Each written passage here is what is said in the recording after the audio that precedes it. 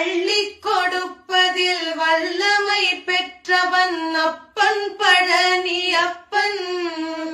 தினம் அச்சம் தவிர்ப்பவன் ஆறுதல் சொல்பவன் அப்பன் பழனி அப்பன். கள்ளம் கபடம் இல்லாதவர் தம்மிடம் காவலில் நின்றிருப்பார். அங்கு கால்நடையாய் வரும் மானிட ஜாதியை கண்டு களித்திருப்பார். துள்ளி வரும்படி வேலுக்கு மேலொரு ஜோதி பிழம்பும் உண்டோ, அந்த